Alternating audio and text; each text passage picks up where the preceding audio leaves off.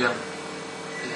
Je pensais que si on appelle ces colloques de technologie de langage, c'est pour dire que les technologies sont un fait de langage. On peut voir que dans ces colloques, on a discuté beaucoup les rapports entre l'homme et les technologies, et qu'il ne s'agit pas d'une question nouvelle, car il s'agit aussi du rapport entre l'homme et le langage, depuis toujours. J'ajoute le langage comme possibilité de rapport avec l'autre. C'est sur ça que je vais parler. Je vais essayer de parler des communautés d'une autre façon, comme un lieu de tension. On verra si ça va marcher ou pas. Bien. On a parlé pendant ces colloques de plusieurs choses, como multilinguisme, logiciel livre, analyse do discours français, analyse do discours brésilien, histoire, lecture, et etc. Je ne peux pas citer tout ce qu'on a parlé pendant les 3 jours.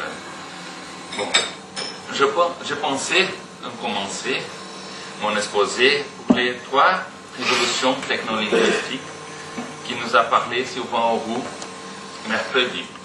Il a dit la première, c'est l'écriture, la deuxième, les mises en grammaire, et la troisième, l'automatisation ou le traitement automatique de la parole. Mais semble que les 3 révolutions sont des tentatives, à mon avis, de maîtriser le langage. Sont des règles, des logiques, les codes binaires, sont des technologies, si vous voulez. Mais, comme nous savons très bien, ça ne maîtrise pas. Ça donne une possibilité immense de création. Je reprends ici la parole de Francine Mazière, la langue est incontournable. Bien, je vais essayer de suivre un fil que je ne suis pas du tout habilité à suivre. Mais voilà, je vais essayer quand même. Je pars de 2 phrases que Claudia Vanderlei a citées dans son texte et qui est aussi une question qu'on a discutée avec Sylvain Auroux mercredi. Elle a cité, c'est des phrases qu'elle a sorties dans une réunion à l'UNESCO. Aujourd'hui, les maîtres mots, ce n'est plus les contenus, mais la communauté. Ce qui compte, ce ne sont pas les produits, mais les gens, les communautés, les processus. Bon.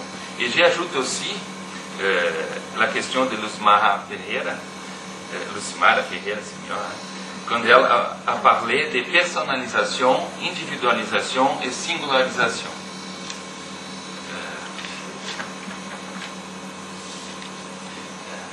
Bon, j'ai écrit dans le métro.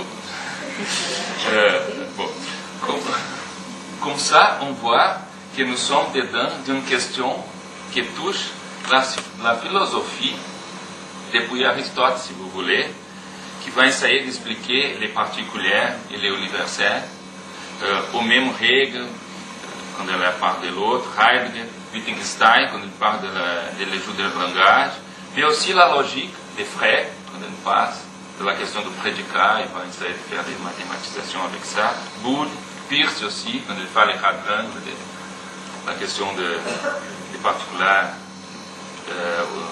négatifs, particuliers affirmatifs, bien, c'est ça la question, les particuliers et les universels, et j'ajoute les sujets et la communauté. Je sais que ne sont pas les mêmes concepts, mais on peut faire une articulation. Je vais essayer. Bien, la question que je vous parle m'est venue à partir d'une analyse d'un cas de communication pédagogique médiatisée par ordinateur. Je suis content de parler après Madame Branca Régina muito parce que c'est tout à fait utile. Hein? Parce que je vais parler aussi de l'effort chat. Que c'est bon, comme on a parlé avant, une situation empirique observable, on découvre la réalité sociale pour pouvoir faire une analyse. Hein? Je vais essayer de faire ça pour dire qu'est-ce que je vous...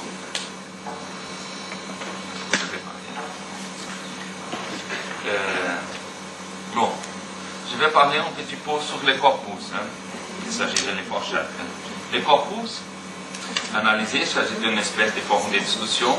C'est un logiciel qui a été construit par les laboratoires d'études en langage et cognition du programme de pós-graduation en éducation de l'Université fédérale du Rio Grande do Sul, coordonné par Margaret Dax.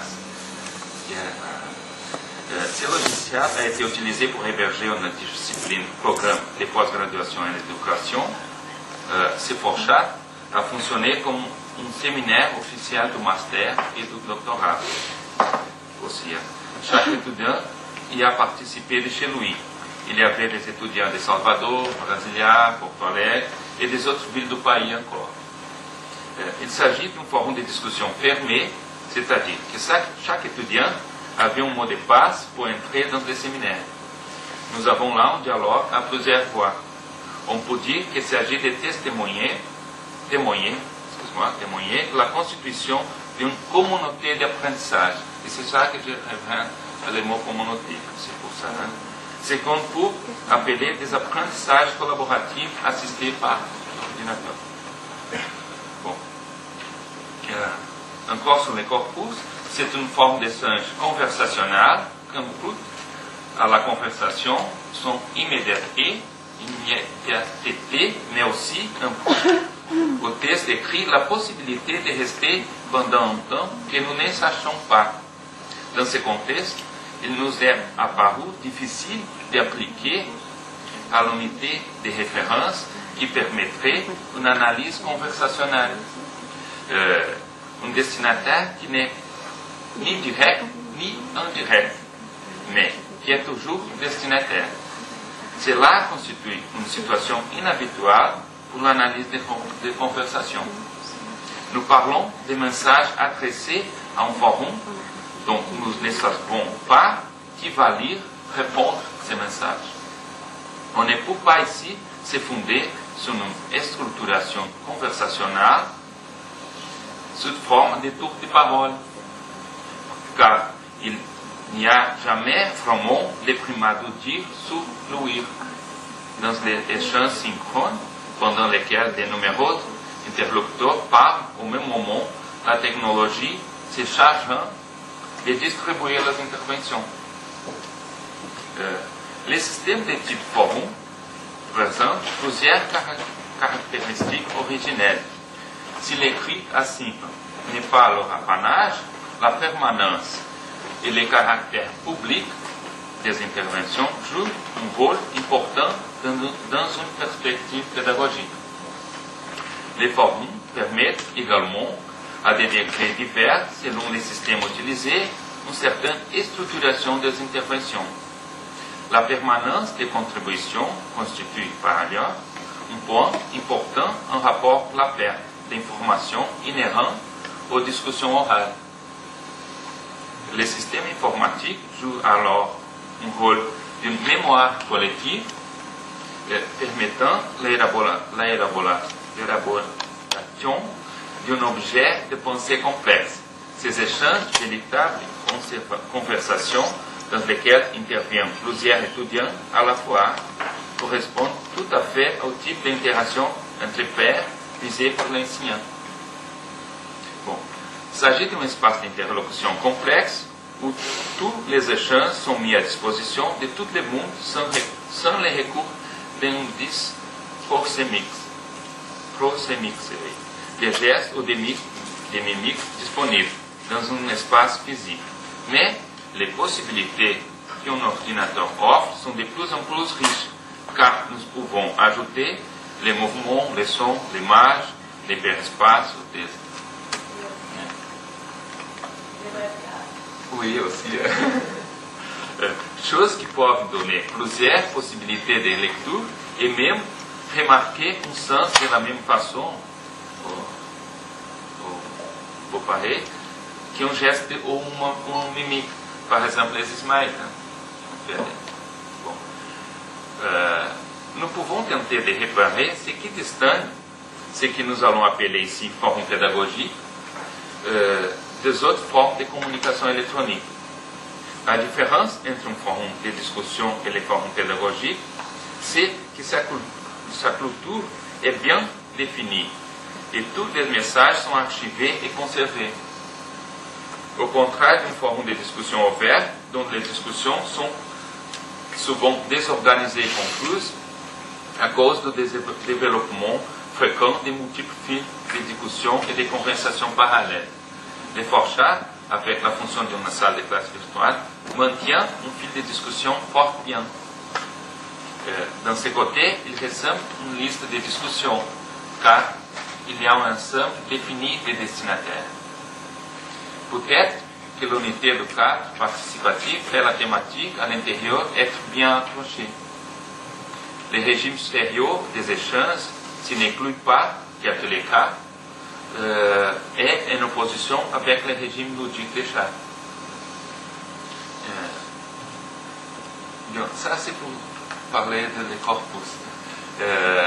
L'analyse que je vous propose de ce corpus, c'est de faire une distinction entre les différentes formes de discours rapportés qui jouent pour introduire l'autre.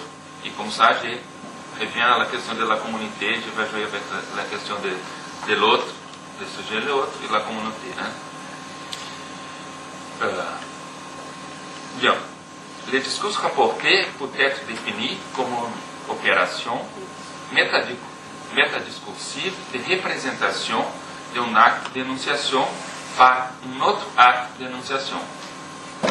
Il consiste à représenter un discours autre et non ce discours autre lui-même.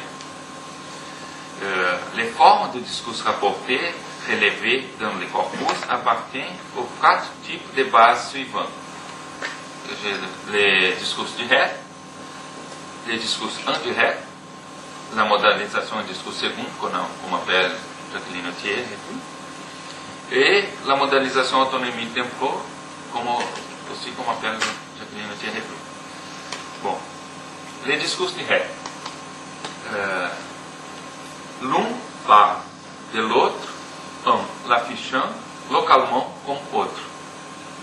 C'est la zone du discours direct, caractérisée par l'exhibition sur la linéarité qu'elle découpe en part de l'un et de l'autre, d'un segment complètement hétérogène au plan sémiotique, syntaxique, énonciatif, placé sur la dépendance du dire de l'un, effectuant la prise en charge de la monstration de l'autre, c'est-à-dire faisant parler l'autre. L'exemple que j'ai pris dans les corpus, c'est commun à des autres formes de compensation aussi, mais que c'est les discours directs. Enfin, par exemple, un message dans la page 114, il met que l'expression, l'expression extérieure prolonge et éclaire l'orientation prise par les discours intérieurs et les intonations qu'il contient. C'est le discours direct. Notre exemple de discours direct, je dois dire parce que je trouve joli ces exemples. Octave Paz, dans son livre L'Arc et la Lune, il dit que, les mots est l'atome de la construction de notre réalité. Les innominés est ce que nous méconnaissons. C'est le discours direct. Le discours indirect, l'un parle de l'autre en et en les ramenant au un. C'est la zone du discours indirect, simple ou entendu, caractérisée par la intégration, la homogénéisation, la réduction de l'autre à de un, syntaxique et énonciatif. Exemple qu'on connaît aussi, mais c'est l'exemple que j'ai pris dans le corpus.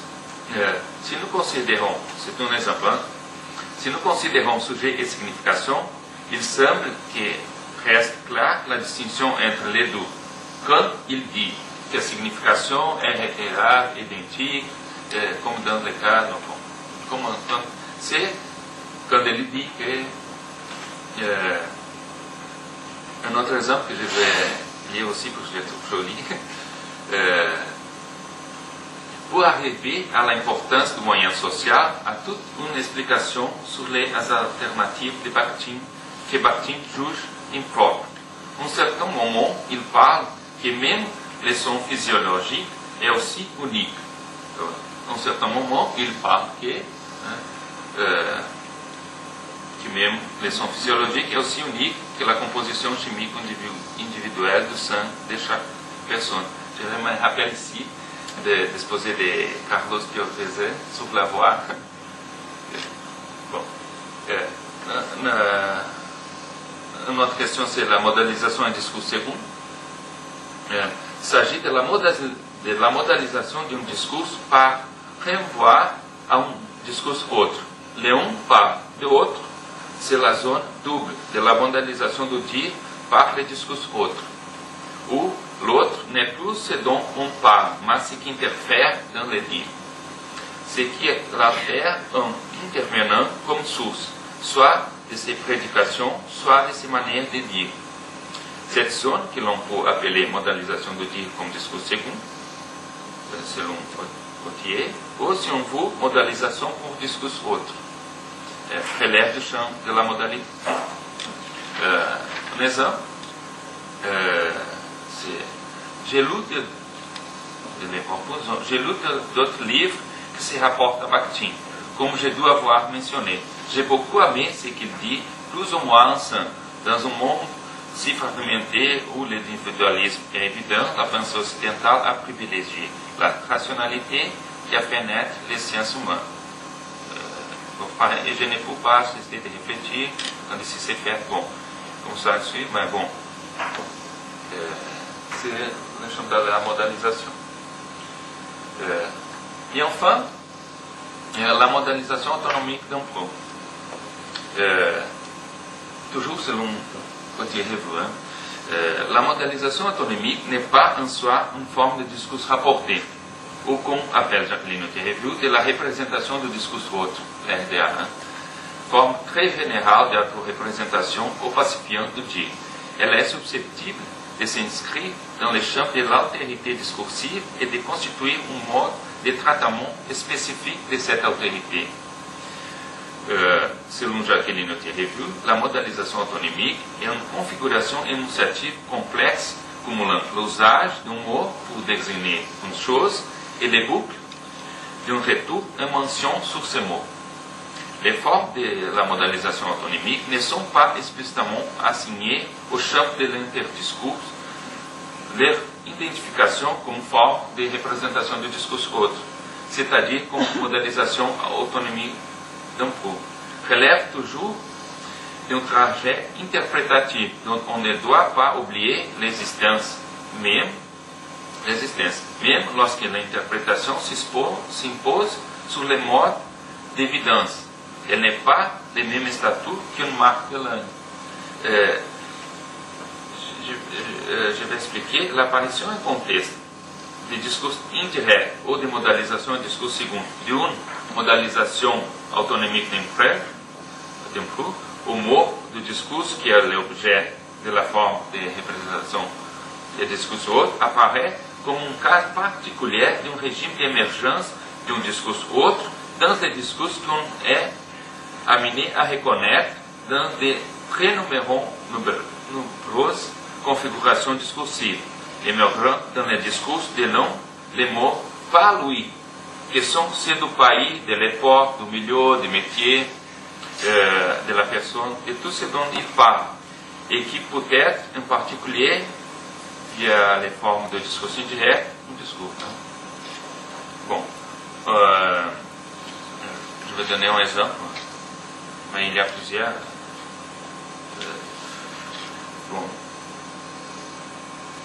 Je ne considère pas qu'il a modifié les concepts sociaux. Pour moi, jusqu'à présent, la critique qu'il fait à ceci se limite à cet auteur avoir, entre guillemets, préféré, et entre parenthèses, Et cela ne veut pas dire qu'il n'est pas vu des autres dimensions. Ça fait un boucle sur préféré, hein? Je retourne sur les... Bon. La modalisation autonomique d'un cours est la façon de montrer que la langue est aussi toujours autre. La langue même est autre pour nous. Car, dans ce cas, la matérialité de la langue devient évidente. C'est-à-dire qu'il y a une différence entre les sujets de l'énonciation et les sujets de l'énoncé. Entre les langages et les êtres parlants. La psychanalyse va parler de la division du sujet selon Lacan. Je vais partir de la théorie de nouveau, de Jacqueline Thierry-Plouffe, juste pour prendre la question qu'elle pose des non-coïncidences, parce qu'elle va suivre après la modélisation autonomique d'un cours de la non-coïncidence, comme la tension entre l'un et l'autre, où se produit l'essence. Je vais citer un texte de Jacqueline Thier, que je trouve très joli. C'est en effet dans les réels de non-coïncidences fonctionnaires, irréductibles, permanents, dont ils affectent les dires, que se produit l'essence.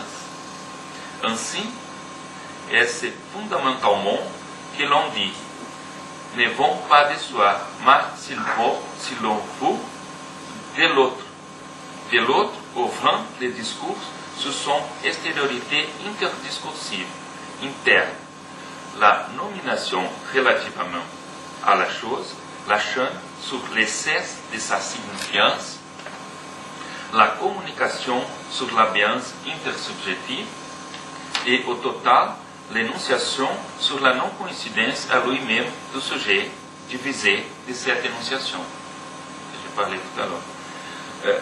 Cet espace de non-coïncidence où se fait l'essence nourrit de ces hétérogénéités qui les distinguent de la fixité signal et aussi indissociablement celui dans lequel il pourrait se défaire si ne les protégeait opposant à sa dispersion, une force de lien, de cohésion, de un qui fait tenir une parole. Qui fait que tenir une parole, c'est entre autres faire tenir ensemble. Ce qui ne fait sens d'être par un. Bien. Les autres, pour Jacqueline Thier, est plutôt les autres de Bakhtin. Mais il y a aussi les autres, on peut dire les interlocuteurs, c'est une autre, ou les autres de Lacan, pour Lacan, les autres c'est lié où la parole vient prendre place, ou les autres de Heidegger, c'est autre chose, ou de Hegel, bon, il y a plusieurs autres. Hein. C'est ça que j'ai envie de dire aussi. Hein. Mais ici, je vais proposer une définition de l'autre pour cet exposé un peu plus simple. Pour moi, peut-être, c'est pour moi. L'autre, c'est tout ce qui n'est pas moi en tant que sujet. C'est bien simple. C'est difficile de définir ce qu'est l'autre, car pour chacun, il y a un autre spécifique. Pour chaque sujet correspond un autre différent. Comme ça, on peut penser qu'il y a un autre pour chaque sujet qui ne correspond pas ni au ensemble de toutes les autres, ni au l'autre de mon voisin, si vous voulez. C'est-à-dire que dans les champs de l'autre, il y a un impossible. Dans une formule simple, dans mon autre, c'est moi, en tant que sujet, qui manque. C'est la relation. Hein? Et dans ton autre, c'est toi. Mais ce n'est pas un simple manque. Parce que dans mon autre, il y a une place qui est vide. Elle est là, mais elle est vide. Hein?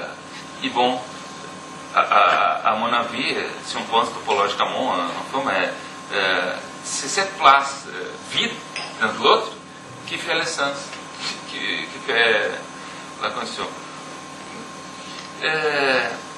Bon, cette formule me donne la possibilité de faire notre relation importante.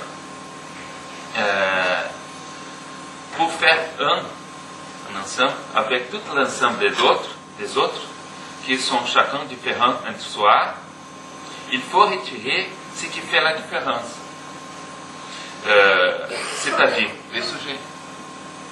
C'est ça la question de la science, à mon avis. Quand on retire les sujets, on peut faire beaucoup de choses. Je me rappelle d'Émilie, cette question-là. Mais bien, mais le sujet est là. C'est comme... Mais c'est ça la question. Il est là comme une place vide. Et c'est ça, vous voyez comment on peut faire des communautés. Mais bon. C'est comme ça qu'on fait ensemble avec plusieurs autres.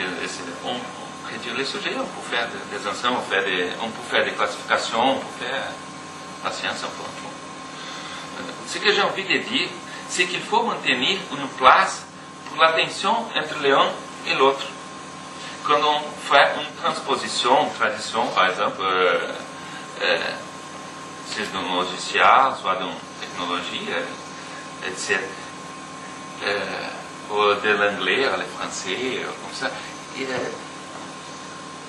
Parce que parfois, on va dans un sens contraire. On pense qu'il est possible de faire un ensemble avec toutes les autres, et on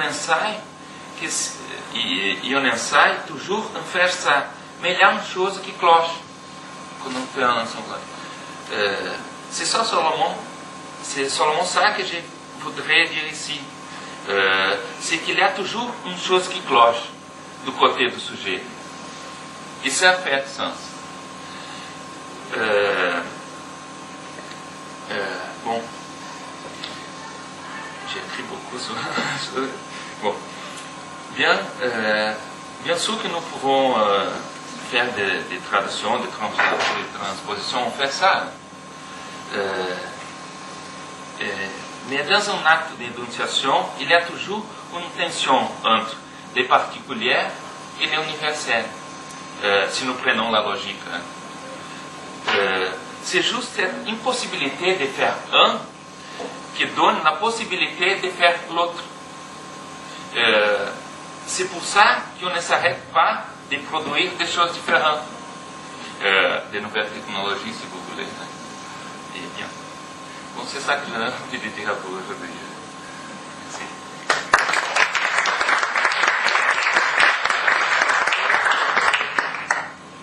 Bon, on va... Je passe un message.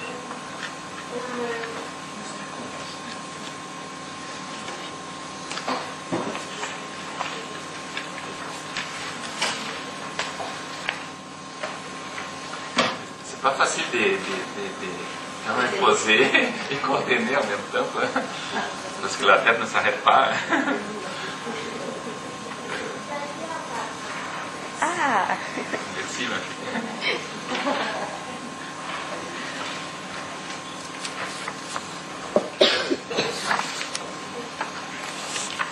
Bon, je passe la parole ensuite à Claudia Morin et Katia, parce que Morin, c'est avec un N au fond, c'est pas un N. Bon, c'est pas banal ça.